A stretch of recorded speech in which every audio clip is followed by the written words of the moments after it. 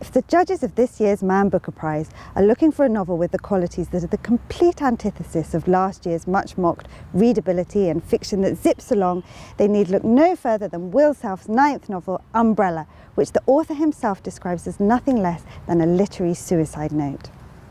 397 pages with barely a paragraph break, not to mention anything as reader-friendly as chapter headings or speech marks, and every page has a nasty rash of italics crawling over it.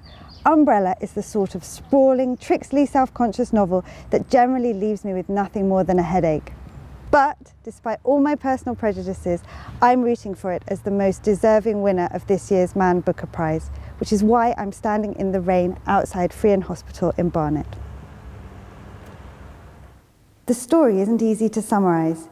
In 1918, our cheerily named heroine, Audrey Death, a former munitions worker, succumbs to the sleeping sickness encephalitis lethargia, which leaves its victims in a catatonic state for decades. She fetched up here, Friern Hospital, formerly Colney Hatch Lunatic Asylum, where she was a resident for the next 50 years until she came under the care of one Dr. Zach Busner in the 1970s. Self fans will be familiar with Busner, the recurring shrink who pops up throughout his fiction. Like real-life psychiatrist Oliver Sacks, Busner experiments by giving his patients a drug called L-Dopa, which wakes them for a brief time. You've seen the film Awakenings.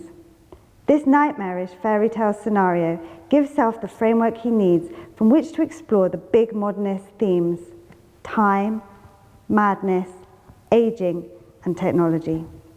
While the bus continues past the gardens of Eaton Square and the Fulham garage manager speaks of machines, she dreams of terrible chimeras, men with wheels in place of legs, their bellies a dreadful contrivance of rods, gears and flywheels, smoke venting from their iron buttocks.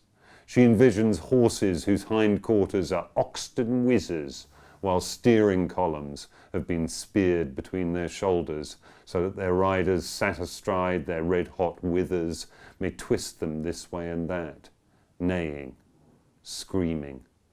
A horse's scream is a fearful thing that Audrey didn't know she knew, coming as it does from a part of her mind that she didn't know she had.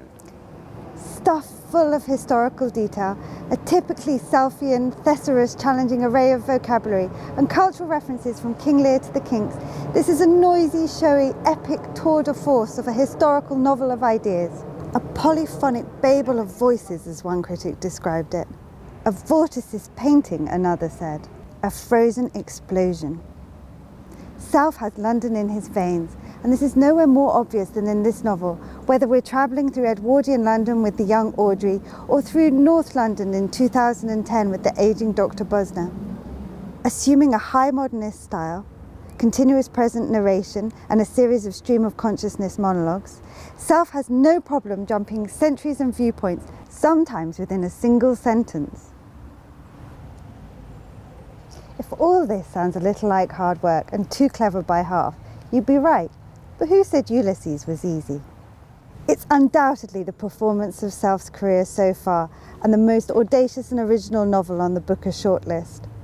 Okay, so Joyce did it before, but that was 90 years ago, and it's a brave author who chooses to follow in his footsteps. And it will be a brave panel who chooses this as the winner.